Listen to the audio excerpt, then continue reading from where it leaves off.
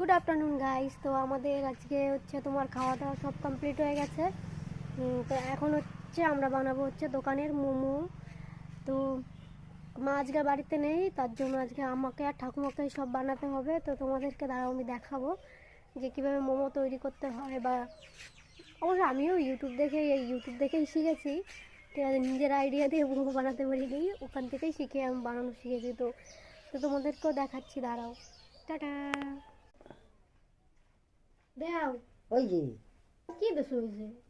এই যে কি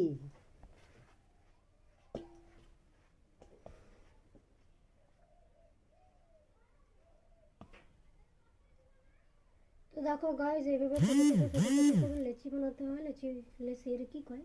হ্যাঁ, কি কয় রে? গুটি।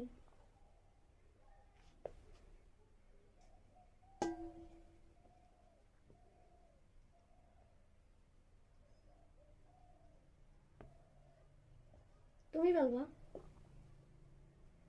দিও তুমি গেলাম ভাই, আজকে তো নরম নরম গুটি হয়েছে। বেলেও আজকে হবে না, বানাইও ভালো লাগবে না।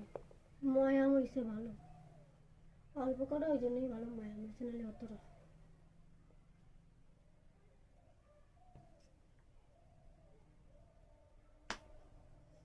তো গাইস, এই দেখো আমাদের এভাবে লিচি বানাতে হয়।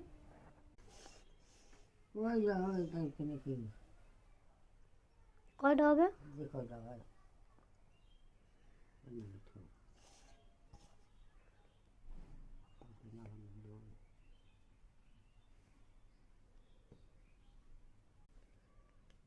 তো তোমরা কমেন্ট করে বলো যে তোমরা যদি দেখতে চাও মোমো বানানোর সব কিছুই যা আছে, সব তৈরি পদ্ধতি যা যা আছে সব কিছুই আমি আমার এই চ্যানেলে দিয়ে দেবো। যদি তোমরা দেখতে চাও তাহলে অবশ্যই আমাকে কমেন্ট করে বলো, কমেন্ট করে জানালেই আমি দিয়ে দেবো কীভাবে কী করতে হয়। তো পাই টু পাই সব দিয়ে দেবো।